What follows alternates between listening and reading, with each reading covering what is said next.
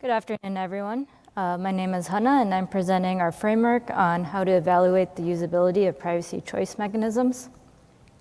So for better or worse, consumer privacy protection has long been rooted in notice and choice.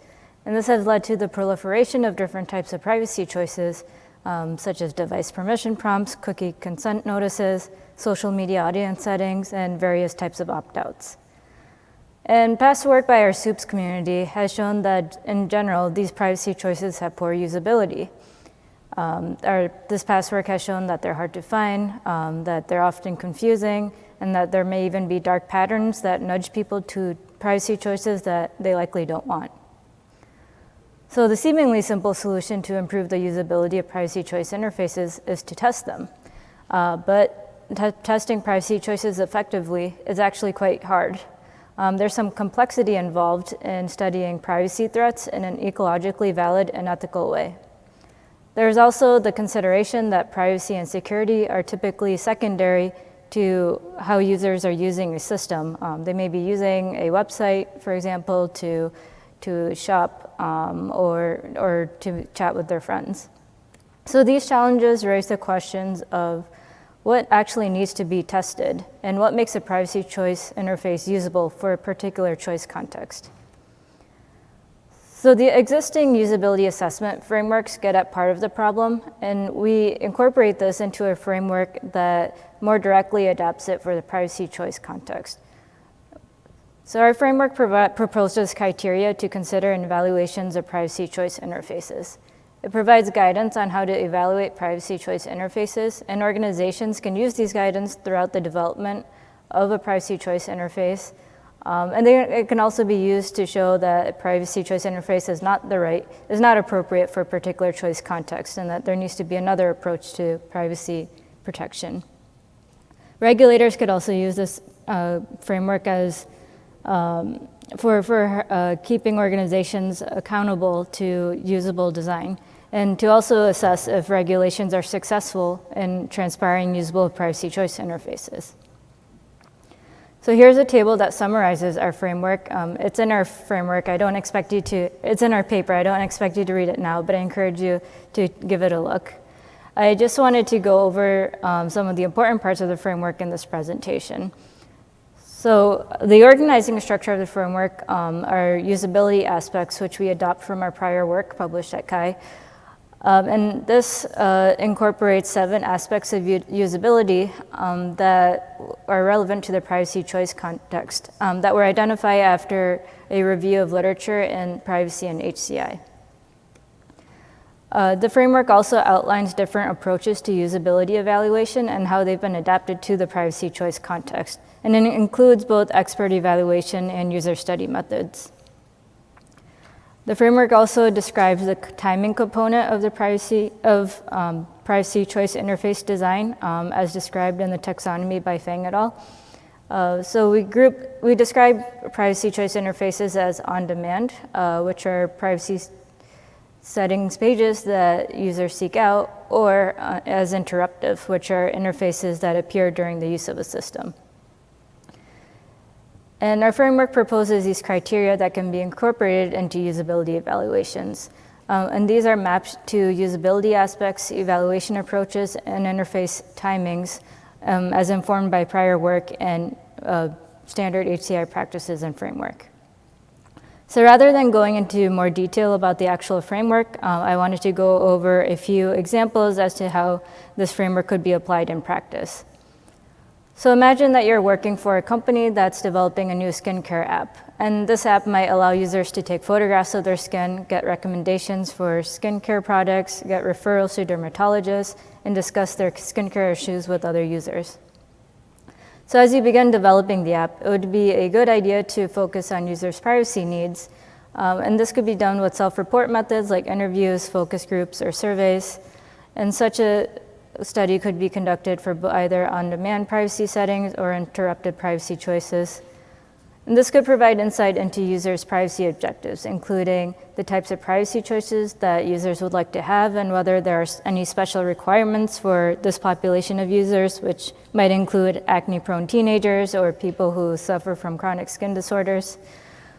It would also be useful So such a user study might help identify whether fine-grained controls or more coarse controls over data sharing would be most helpful to users, as well as different types of users who may have different needs. For example, there may be groups of users who have little sensitivity discussing their skincare concerns and are mostly interested in getting recommendations and ads and discounts on relevant products.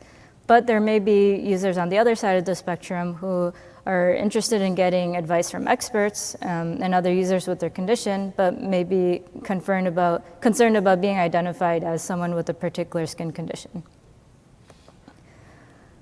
So if an app includes on-demand privacy choices like privacy settings, an evaluation might include assigning participants to a privacy task, such as to find a privacy choice interface and make the privacy choices that they'd like to have.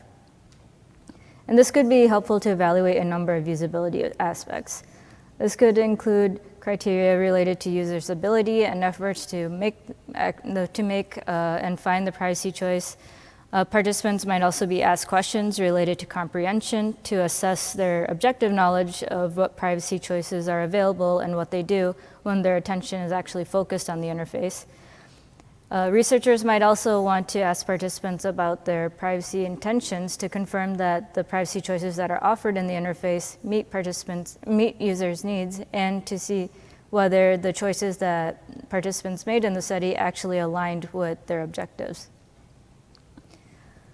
So to evaluate interruptive privacy choices, like a prompt for a user to make a sharing decision about an uploaded photograph, users might be assigned a distraction task or to perform a task that triggers that interruption.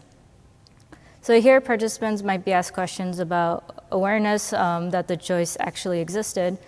They might be asked comprehension questions to assess their objective knowledge when their attention is focused elsewhere, which is a somewhat more realistic assessment of their actual interactions with the system. Such an evaluation might include an assessment of user sentiment, such as their investment in decision making, which allows an assessment as to whether people are trying to make a meaningful decision at the time the prompt came up, or whether they're just trying to swat the prompt away.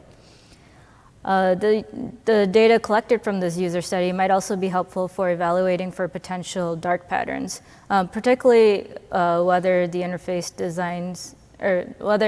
design impedes individual autonomy in a way that people are nudged to choices that aren't aligned with their preferences. So in addition, an evaluation of a privacy choice interface might also be performed by an expert, one or more experts, which may be conducted before and after a user study.